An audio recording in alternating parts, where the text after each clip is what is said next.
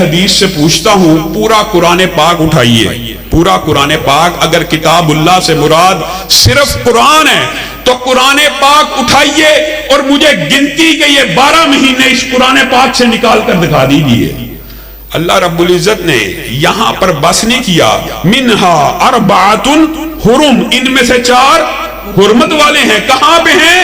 فی کتاب اللہ، کتاب اللہ میں ہے۔ ذالک الدین القیم، یہ مضبوط دین ہے، یہ اوجل، پوشیدہ، خفیہ، منکرین حدیث کے فلسفوں کی طرح نہیں ہے، یہ ظاہر ہے، یہ کھلا ہے، یہ روشن ہے۔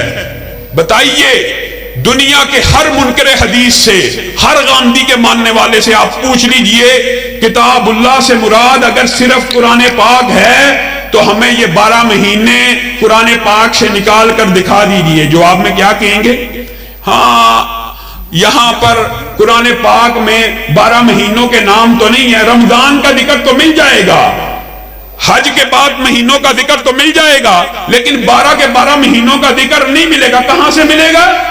تاریخ سے مل جائے گا۔ منکر حدیث کیا کہے گا؟ تاریخ سے مل جائے گا۔ اللہ تعالیٰ کہہ رہا ہے وہ گنتی کے 12 مہینے کتاب اللہ میں ہیں۔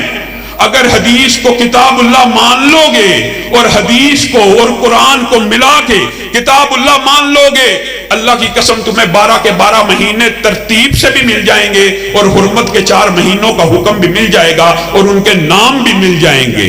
لیکن اگر حدیث کو قرآن سے علیحدہ کرو گے تو دیکھو کیسا عقل کے اوپر پردہ۔ تاریخ کے اوپر تو ایمان لاتے ہیں منکرین حدیث، لیکن حدیث کا انکار کر دیتے ہیں۔ تاریخ کا اقرار، حدیث کا انکار۔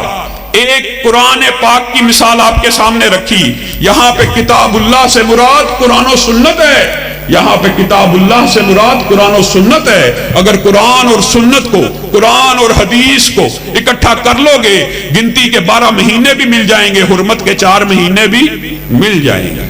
آگے آئیے، ایک مثال حدیث سے آپ کے سامنے رکھتا ہوں۔ ایک قافلہ رسول اللہ صلی اللہ علیہ وسلم کی بارگاہ میں حاضر ہوا اور تیزی سے